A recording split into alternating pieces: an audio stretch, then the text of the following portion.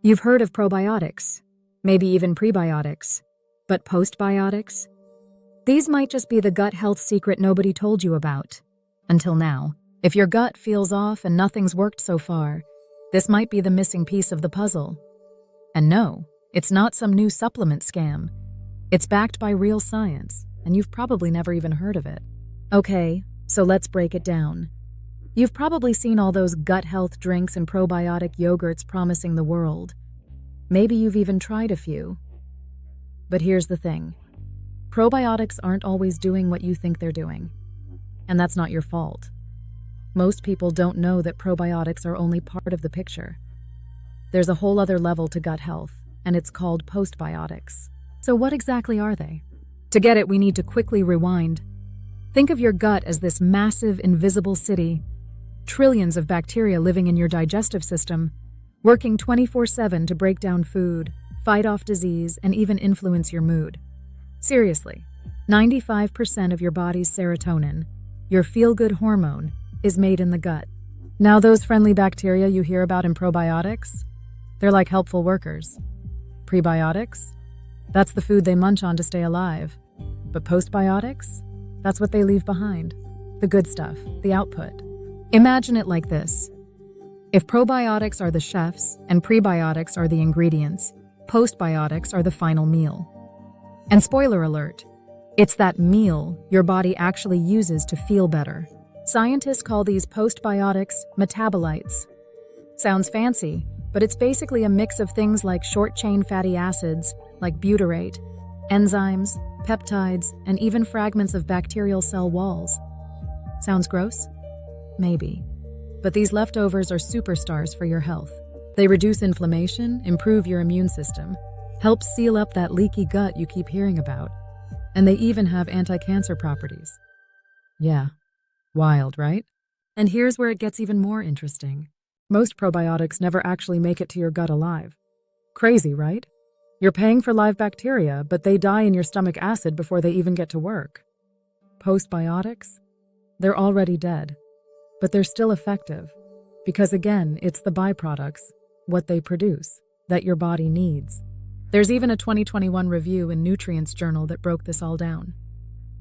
Researchers looked at dozens of studies and found that postbiotics were just as beneficial, sometimes more, than probiotics when it came to boosting immunity and gut health. And because they're more stable, they're easier to store, don't need refrigeration, and survive your stomach acid like a champ. Let's talk benefits. First, immune support. Postbiotics have been shown to stimulate the production of cytokines. Those are like the text messages your immune cells send to each other. Fast, efficient communication means your immune system reacts quicker to threats. Second, inflammation. You know that chronic bloating or that nagging brain fog you can't explain? Low-grade inflammation could be the root cause. Postbiotics help regulate it, especially butyrate, one of the main short-chain fatty acids. It's been shown to repair the gut lining and reduce inflammatory markers. That means fewer flare-ups, better digestion, and even improved mood. Third, they're safe. Like, really safe. Because postbiotics don't contain live bacteria, there's no risk of infection, especially for people with weakened immune systems. That's a huge plus. Fourth, they help with something called tight junctions in your gut. Think of your gut lining as a fence. Tight junctions are the nails keeping the boards together. When those nails get loose, stuff leaks through, like toxins and undigested food. And boom, you've got leaky gut. Postbiotics help tighten that fence back up. Still with me? Cool, because now comes the weird part. Let's talk poop. Yeah, I said it. Your gut health shows up in your bathroom. And postbiotics? They can help regulate bowel movements. No more guessing games. Whether you're dealing with constipation, diarrhea, or IBS, postbiotics have been studied to help rebalance the system. Ever heard of heat-killed lactobacillus? That's a type of postbiotic. There was a study in Frontiers in Immunology that found heat-killed strains of this bacteria reduced symptoms of seasonal allergies and helped balance gut flora. And that was in people who didn't respond to regular probiotics. So why isn't everyone talking about this? Simple. Marketing. Probiotics are a billion-dollar industry. Postbiotics? They're newer, harder to brand, and most companies don't want to tell you that what really matters isn't the probiotic, it's what it leaves behind. Now let's talk real-world challenge.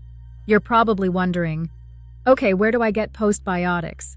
Do I buy a supplement, eat a food? How does this work? Great question. And here's where it gets tricky.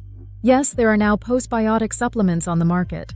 They're often labeled with terms like heat-treated bacteria, non-viable microbes, or paraprobiotics.